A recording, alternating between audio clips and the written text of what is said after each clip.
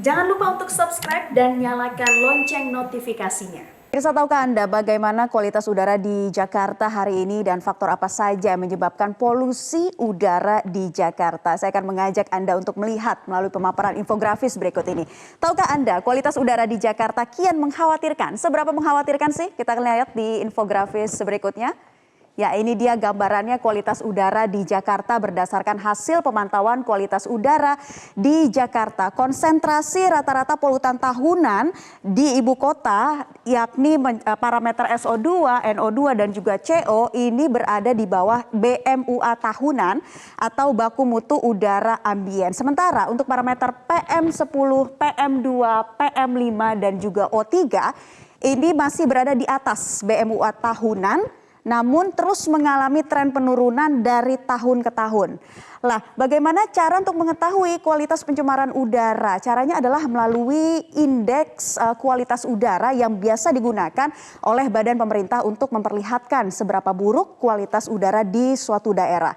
Sejumlah negara seperti Amerika Serikat dan Tiongkok menggunakan Air Quality Index atau AQI yang terbagi atas 6 kategori. Kita akan melihat bagaimana untuk pengukurannya. Ini dia indeks kualitas udara dengan AQI untuk level pertama 0 sampai 50, kategori kualitas udaranya masih sangat baik. Kemudian level kesehatannya juga baik. Untuk level 2 dengan nilai AQI 51 sampai 100, kategori kualitas udaranya baik dengan level kesehatan sedang. Sementara untuk level 3 di angka 101 sampai 150, kategori kualitas udaranya sedikit tercemar, kemudian untuk level kesehatannya tidak sehat untuk masyarakat rentan. Kita lihat lagi di level 4 di angka 151 sampai 200, di mana kategori kualitas udaranya ini sudah cukup tercemar ya. Dan level kesehatannya tidak sehat. Untuk level 5 ada di angka 201 sampai 300, kategori kualitas udaranya sudah tercemar dengan level kesehatan sangat tidak sehat. Dan yang terakhir yang paling buruk yaitu ada di level 6, di angka 301 sampai 500, kategorinya sudah tercemar parah dengan level kesehatan yang berbahaya.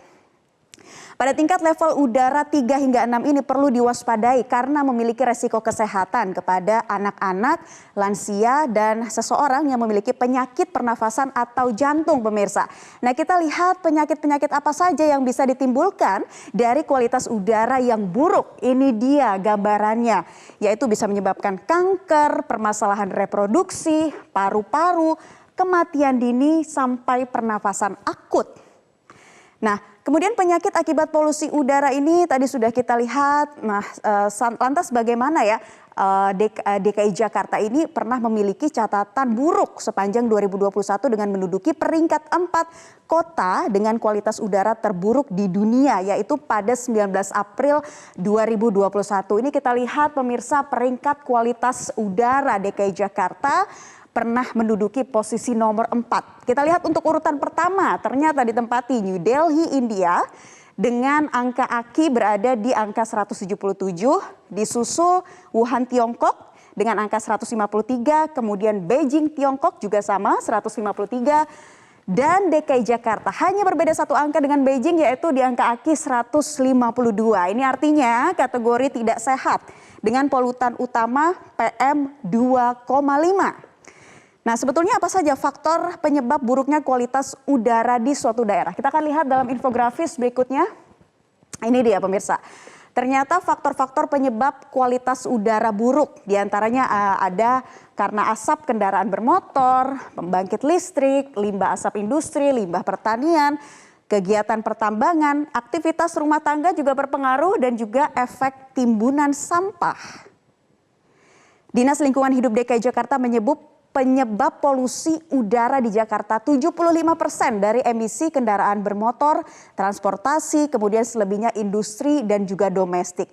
Lantas faktor apa yang mendasari kualitas udara di Jakarta kembali menjadi sorotan? Kita akan lihat di infografis berikutnya. Ternyata karena laporan dari LBH Jakarta yang menyebut bahwa Pemprov DKI Jakarta memiliki rapor merah. LBH Jakarta menyoroti buruknya kualitas udara di Jakarta yang melebihi BMUA ya, atau baku mutu udara ambien yang ditetapkan oleh PP nomor 41 tahun 1999. Lalu bagaimana Pemprov DKI Jakarta menanggapi atau merespon catatan rapor merah dari LBH Jakarta? Kita akan melihat di infografis berikutnya. Ternyata ini upaya-upaya Pemprov DKI Jakarta yang masih berlangsung begitu ya dari tahun sebelumnya untuk mengurangi polusi dan tingkatan kualitas udara di Jakarta. Ada instruksi gubernurnya atau Ingup nomor 65 tahun 2019 tentang pengendalian kualitas udara, yaitu melalui 7 poin. Yang pertama, peremajaan angkutan umum dan integrasi Jaklingko 2020. Selanjutnya melalui perluasan ganjil genap. Kemudian memperketat uji emisi untuk kendaraan pribadi. Kita lihat di infografis berikutnya. Ini ada 4 poin lainnya, yakni peralihan moda transportasi dan pembangunan fasum. Kemudian pemantauan cerobong industri aktif dan pembangkit listrik. Memperbanyak tanaman berdaya serap polutan tinggi dan pengembangan solar panel pada fasum. Itu adalah upaya-upaya yang dilakukan Pemprov DKI Jakarta untuk kurangi polusi atau tingkatkan kualitas udara di Jakarta. Dengan mengetahui seberapa buruknya kualitas udara di Jakarta, diperlukan pendekatan multisektor yang memperketat pengendalian sumber pencemaran udara. Dalam hal ini juga perlunya mendorong peralihan gaya hidup masyarakat dan mengoptimalisasi fungsi penghijauan. Untuk mendukung kualitas udara di Jakarta menjadi lebih baik juga diperlukan sinergitas antar berbagai pemangku kepentingan.